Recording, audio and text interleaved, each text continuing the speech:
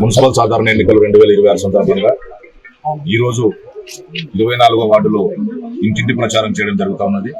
మరి ఈ ప్రచార కార్యక్రమంలో మరి ముఖ్య అతిథిగా స్థానిక శాసనసభ్యులు, తెలంగాణ రాష్ట్ర అసెంబ్లీ స్పీకర్ పెద్దలు గౌరవనీయులు గడ్డం ప్రసాద్ కుమార్ గారు పాల్గొంటూ ఉన్నారు. అదేవిధంగా స్థానిక కాంగ్రెస్ పార్టీ అభ్యర్థి జయప్రతాప్ రెడ్డి గారు కూడా పాల్గొంటూ ఉన్నారు. సుధాకర్ గౌడ్ గారు, పిల్లారం మైపల్గన్న గారు, అదేవిధంగా నరసింహరెడ్డి గారు, పెద్దలు ఇంకా చాలా మంది పెద్దలు ఉన్నారు. వారందరికీ నాకు హృదయపూర్వక నమస్కారాలు. అందరికీ నేను ఒకటే చెప్తా ఉన్నా, అందరం ఐకమత్యంగా ఉందాం, గట్టిగా కొట్లాడదాం, ఎట్టి పరిస్థితుల్లో చేతి గుర్తుకు ఓట్లేపిద్దాం, ఇక్కడ ఉన్నటువంటి జయప్రతాప్ రెడ్డి గారిని గెలిపిద్దామని చెప్పి నేను చెప్తూ, అదేవిధంగా మరి బీఆర్ఎస్ పార్టీకో బీజేపీకో మరి ముఖ్యంగా ఇక్కడ బీజేపీ పార్టీకి మాకే పోటీ ఉన్నది. మరి బీజేపీ గురించి నేను ఒకటే చెప్తా ఉన్నా, మరి ప్రజలందరూ కూడా సుఖంగా సంతోషంగా ఉండాలనంటే తప్పకుండా మీరందరూ కూడా చేతి గుర్తుకు ఓటేయాలి, కాంగ్రెస్ పార్టీ అభ్యర్థులను గెలిపించాలి. మరి ఎందుకని మాట అంటున్నానంటే, ఒకవేళ బీజేపీ వాళ్ళు ఇంతింత ఎవరింత ఒకవేళ ఎదిగిన అనుకోండి, మనం ఎక్కడ కూడా మనం శుభంగా లేకుంటే మనం ప్రశాంతంగా జీవించే పరిస్థితి ఉండదు. వాళ్ళంతా కూడా ఎంతసేపు హిందువులకు ముస్లింలకు కొట్టాడ పెడదాం, మేము గెలుద్దాం అనే ఆలోచన తప్ప వాళ్ళు ఎట్లాంటి అభివృద్ధి మీద కానీ ఇక్కడ సంక్షేమ పథకాల మీద కానీ దృష్టి పెట్టే పరిస్థితి లేదు. ఇక్కడ బీజేపీ ఒకరు గెలిచి ఇక్కడ ఏం చేసేది లేదు. ఇక్కడ ఉన్నటువంటి 24వ వార్డులో ఇంతకుముందు బీజేపీ గెలిచినప్పటికీ కూడా మరి మేము ప్రత్యేకంగా మా సుధాకర్ గౌడ్ తెలుసు, మాకున్నటువంటి సుదర్శన్ రెడ్డి కానీ, మా రవీందర్ రెడ్డి కానీ అందరూ కూడా తెలుసు. వాళ్ళ ఇళ్ల ముందర కూడా మా ప్రసాదన్న ఫండ్స్ ఇస్తే మేము తీసుకుని వచ్చి ఇక్కడ రోడ్లు వేయడం జరిగింది ఎఫ్ఐడిసి కింద. అదేవిధంగా ఈ కూరగాయల మార్కెట్ నుంచి ఎంఐజీ కాంగ్ రోడ్ వరకు కూడా సగం రోడ్ అయింది. ఇంకా సగం కూడా ఇప్పుడు ఎఫ్ఐడిసి ఫండ్స్ లో ఆ సగం కూడా అయిపోతుంది. ముఖ్యంగా ఈ రోజు తెలంగాణ రాష్ట్రంలో కాంగ్రెస్ పార్టీ అధికారంలో ఉన్నది. దాంతో పాటు స్థానిక శాసనసభ్యులు, తెలంగాణ రాష్ట్ర అసెంబ్లీ స్పీకర్ అయినటువంటి గడ్డం ప్రసాద్ కుమార్ గారు కూడా ఇక్కడ నుంచి వాళ్ళు మన ఎమ్మెల్యేగా ఉన్నారు, స్పీకర్ గా కూడా ఉన్నారు.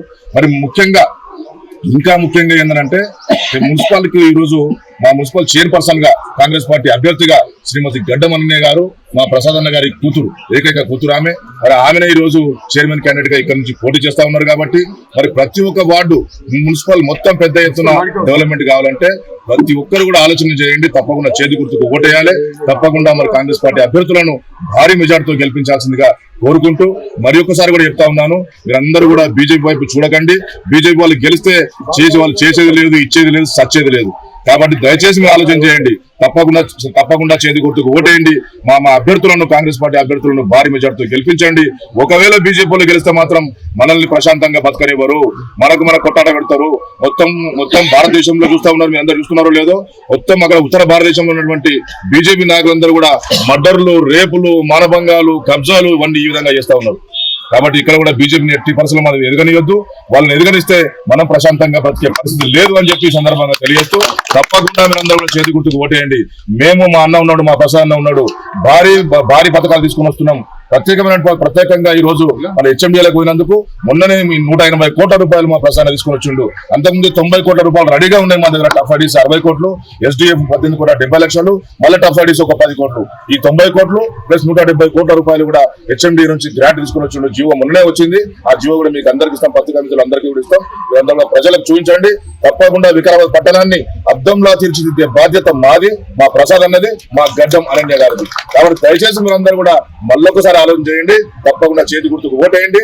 మా అభ్యర్థులను భారీ మెజార్టీతో గెలిపించండి. మిమ్మల్ని అందరినీ కూడా చూసుకునే బాధ్యత మాది, మా ప్రసాద్ అన్నది, మా గడ్డం అరణ్య గారిది. Thank you.